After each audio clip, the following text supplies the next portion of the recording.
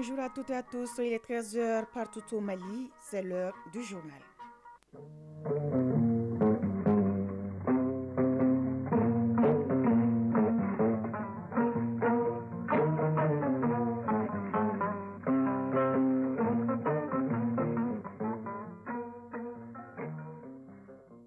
Le journal Kumba Sissé. Bienvenue, les titres. Examen des recommandations issues du Forum national sur la localisation de l'aide. Le sujet est au centre d'une table ronde organisée hier par la plateforme des ONG nationales actives dans l'humanitaire. Plusieurs points doivent être analysés, notamment la mobilisation des ressources et la coordination des actions humanitaires. Le dossier de ce journal s'intéresse à la case à palabres chez les Dogons, communément appelée Toguna. Cette case est construite pour régler tout cas de conflit dans le milieu Dogon. Élection présidentielle au Tchad. Plus de 8 millions d'électeurs sont appelés aux urnes le lundi prochain pour choisir le nouveau président de la République parmi les 10 candidats en lice. Page sport football, le groupe du Mali est désormais au complet pour les Jeux olympiques de Paris 2024. En basketball, la 8e journée s'achève aujourd'hui avec 5 matchs. La plateforme des ONG nationales actives dans l'humanitaire a organisé ce vendredi une table ronde visant à examiner les recommandations issues du Forum national sur la localisation de l'aide. L'objectif est de consolider les acquis et de relever les défis liés à la localisation en tenant compte des activités menées et des approches utilisées pour la mobilisation des ressources et la coordination des actions humanitaires. Agibou Koulibaly. Par cette table ronde, la plateforme des ONG nationales actives dans l'humanitaire PONA s'engage dans sa vision de coordonner efficacement les ONG membres en servant d'interface avec les partenaires techniques et financiers. El Mehidi Ag Wakina, président de la PONA. Il s'agit pour nous d'analyser les mécanismes de coordination, le renforcement des capacités en matière de gouvernance, l'accès aux mécanismes de financement, le renforcement du partenariat entre les agences de coopération, les organisations des Nations Unies, les organisations internationales, nationales et locales. Occasion pour les participants d'explorer diverses pistes pour concrétiser la localisation de l'aide dans le but de répondre efficacement aux besoins actuels. Les recommandations et l'état de mise en œuvre du forum sur la localisation tenu en septembre 2022 ont été rappelés. Moussa Abadialo, vice-président de la PONA. Impliquer et responsabiliser en tant que co-facilitateur, en tant que lead, les organisations nationales et locales à tous les niveaux de coordination des clusters, des sous-clusters et des groupes de travail. La deuxième recommandation portait sur améliorer la qualité du partenariat avec les ONG internationales à travers la promotion de la co-création et l'équité dans les conventions de partenariat. Adama Djamoutene, conseiller technique au ministère de la Santé et du Développement social. C'est avec une grande satisfaction que nous notons des avancées notables dans l'exécution des recommandations présentées par le vice-président de la POMA, notamment la mise en place d'un secrétariat permanent. Le ministère de la Santé et du Développement social attache une grande importance à l'agenda de la localisation au Mali et invite les partenaires techniques et financiers à faire de même pour que l'aide puisse être plus efficace et la plus directe possible. Cette table ronde constitue donc pour la PONA une étape importante et une occasion pour les acteurs clés de se réunir, d'échanger des idées et de trouver des solutions innovantes pour améliorer la réponse humanitaire dans le pays et de sauver davantage des vies. Une autre rencontre, celle des femmes du Mali. Elles sont réunies à Bamako pour dégager des stratégies de contribution à la construction de la nation. C'est à la faveur d'un atelier de concertation initié pour l'occasion. Il s'inscrit dans le cadre du dialogue intermalien pour la paix et la réconciliation nationale. Les recommandations qui en sortiront seront soumises à la phase nationale. Une rencontre appuyée par ONIFAM. Compte rendu Baraki Sawatara. Les organisations féminines de la société civile fédèrent leurs voix en vue d'apporter leur contribution au dialogue intermalien. Kouyaté Goundo Sissoko, présidente de la CAFO. C'est la preuve concrète que toutes les femmes veulent porter leur voix au niveau du dialogue intermalien. Il s'agit de regrouper l'ensemble des organisations de femmes pour que tout le monde s'y retrouve, tout le monde puisse parler d'une même voix, pour que les préoccupations des femmes au niveau national puissent être prises en compte. Doumbia Mama Kouaté, présidente de la plateforme des femmes leaders du Mali. Nous sommes des femmes, nous sommes des actrices de développement, nous sommes des actrices de paix, nous sommes des actrices à tous les niveaux de la société. Nous avons donc jugé nécessaire de fédérer nos voix. Il est grand temps qu'on se mette ensemble et que nos voix soient vraiment reconnues à ce niveau du dialogue. Il s'agira pour elle de discuter des 5 thématiques retenues et de formuler des recommandations devant être contenues dans un document appelé Cahier de recommandations des femmes du Mali dans le cadre du dialogue intermalien pour la paix et la réconciliation nationale. Ousmane Issoufi Maïga, président du comité de pilotage du dialogue intermalien. Notre conviction, le comité de dialogue, est que quand les femmes se mettent debout, le pays se redressera. Et nous sommes convaincus qu'avec vous, le pays va se redresser. Parce que vous le faites pour vous-même, pour vos époux, pour vos enfants, pour vos petits-enfants.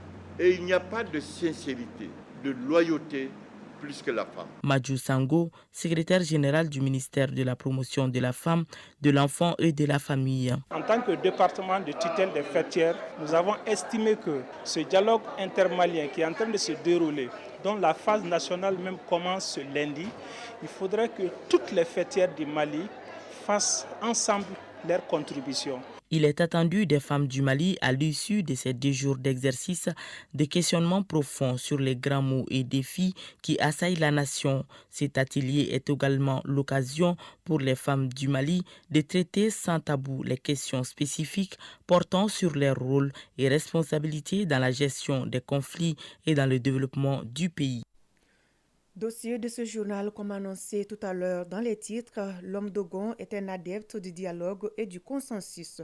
Pour preuve, son patrimoine architectural qu'est le Toguna ou la case apparable est très symbolique dans la gestion des différends.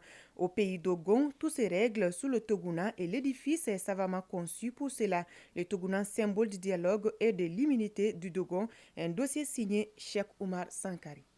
Ouvrons une autre page de l'univers fascinant Dogon. Objectif, mettre en lumière les liens entre le vivre ensemble et un important patrimoine architectural, le Toguna ou Sonan. Suleiman Issa Koulibaly, directeur régional de la culture de Bandiangara. Togu, ça veut dire hangar, et Na, ça veut dire mer, principal, premier ou grand. Donc, c'est la première habitation. Le Toguna est aussi appelé la case à palabres dont l'histoire se confond avec celle du pays Dogon. Tangara Nemagindo, enseignant-chercheur.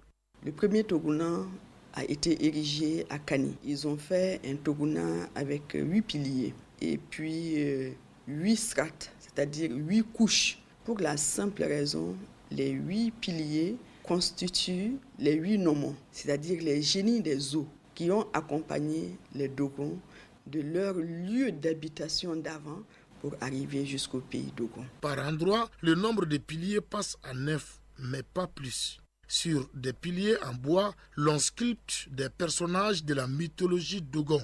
Cependant, les piliers ne sont pas toujours en bois. Paul Togo, enseignant à la retraite. Sur le plateau, les Togona là, ils sont construits avec des piliers en pierre. Parce qu'au Sénat, il n'y a pas de pierre pour construire. Donc là, ce sont des piliers vraiment sculptés. Et dans la sculpture donc, de ces piliers-là, ce sont les jeunes qui se rivalisent dans l'art de confectionner un pilier. Les enfants non circoncis et les femmes ne sont pas les bienvenus sous le Toguna. Dedans, une conduite saine est exigée. Suleiman Issa Koulibaly, directeur régional de la culture de Bandiangara. Il est formellement interdit de mentir sous le Toguna parce que le Toguna est un lieu sacré.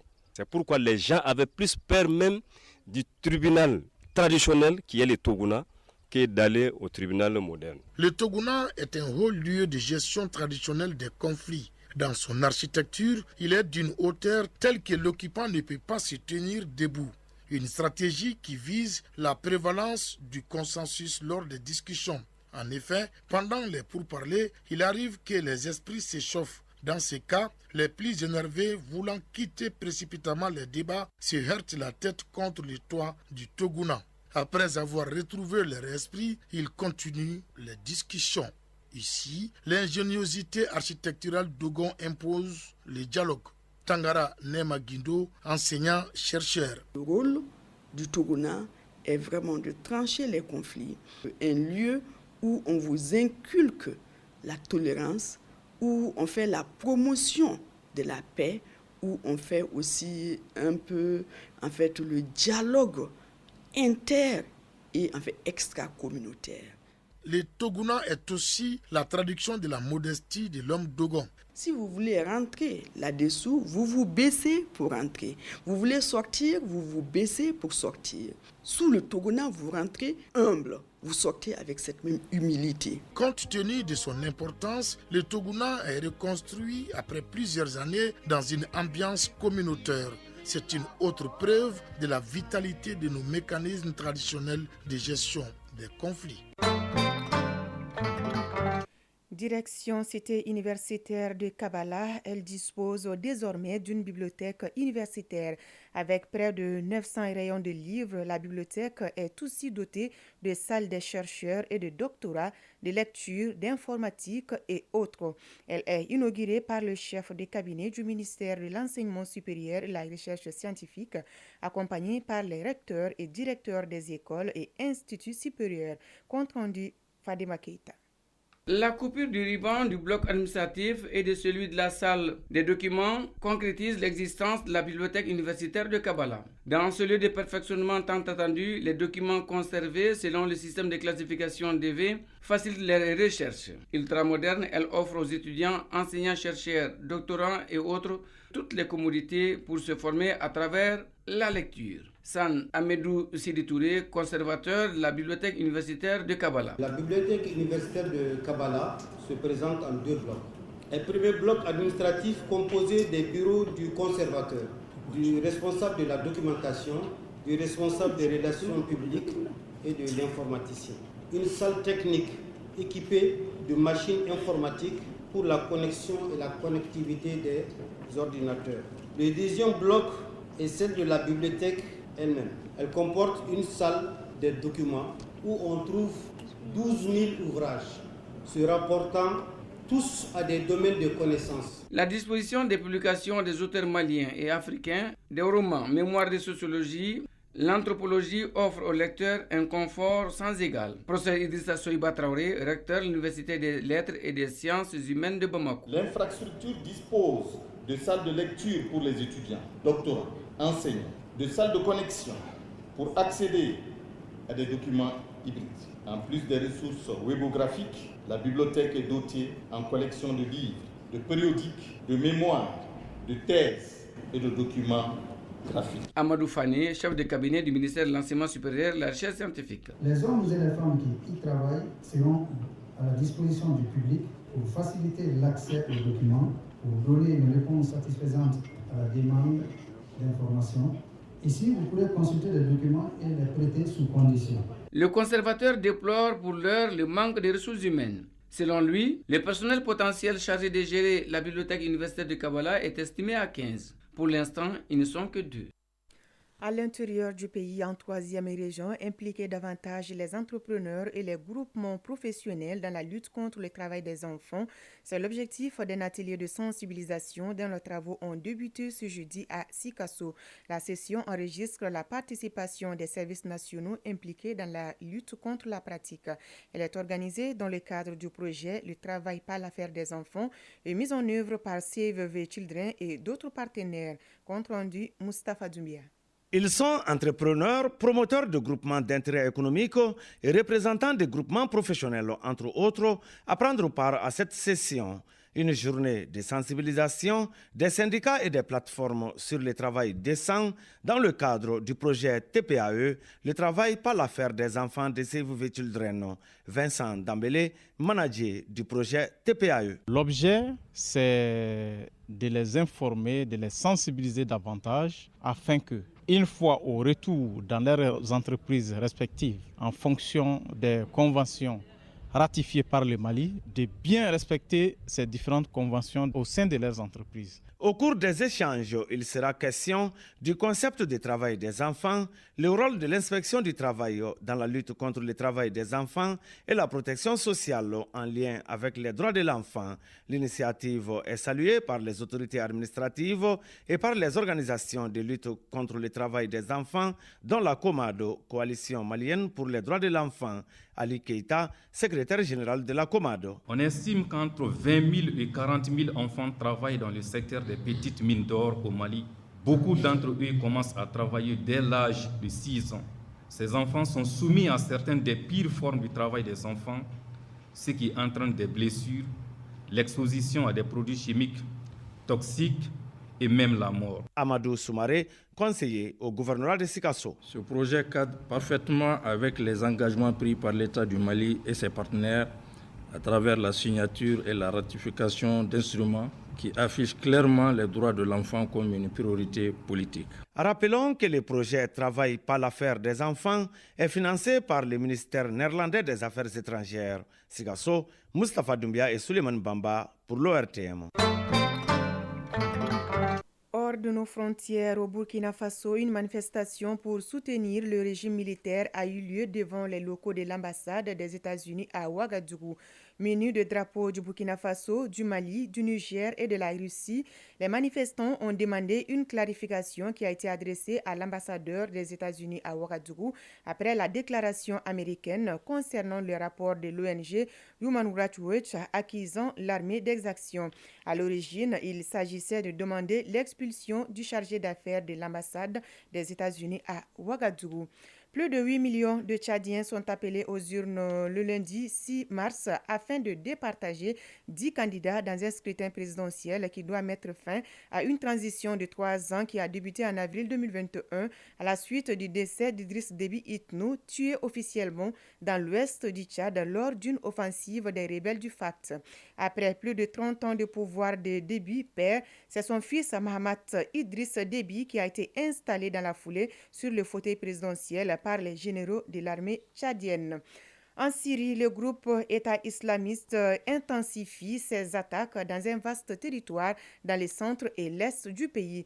Presque pas un jour ne passe sans que le groupe État islamique mène des attaques dans la région désertique du centre et de l'est de ce pays en guerre depuis 2011. Ces dernières 24 heures, l'organisation extrémiste a lancé un assaut contre une position de l'armée gouvernementale dans la province de Raqqa et un autre à l'est de la ville de Deir ez-Zor contre un camion-citerne appartenant aux forces démocratiques syriennes, les FDS, soutenues par les États-Unis et dominées par les Kurdes. Et ce 3 mai, 15 combattants pro-régime ont été tués par des djihadistes.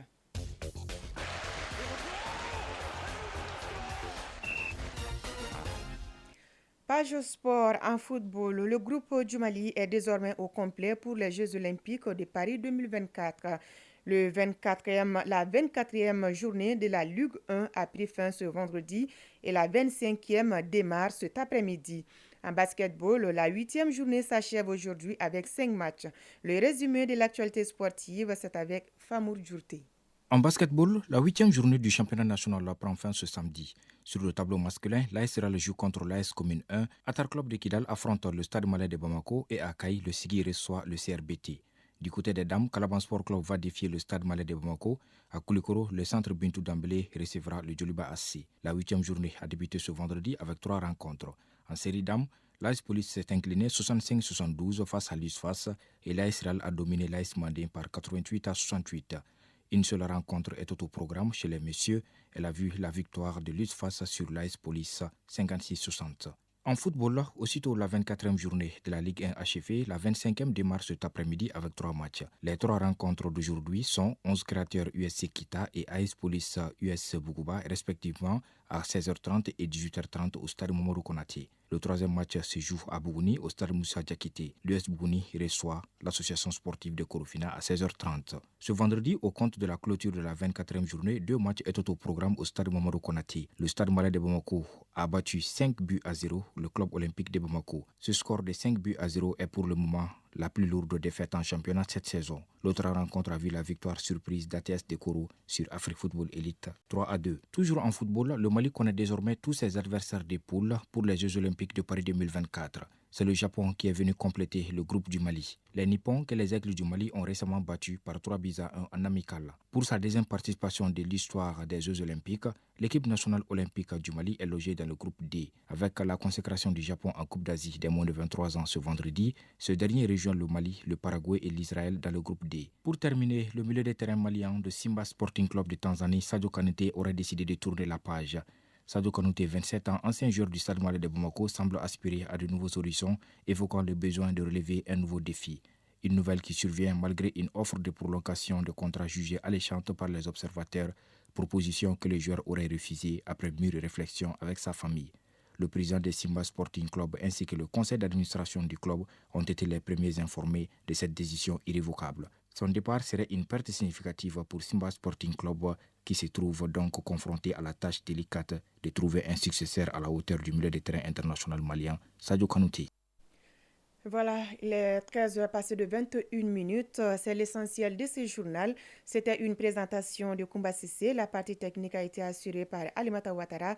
À la mise en ligne, Sekou Traoré, réalisation Brahma Traoré. Merci à vous de l'avoir suivi. Bon après-midi à toutes et à tous.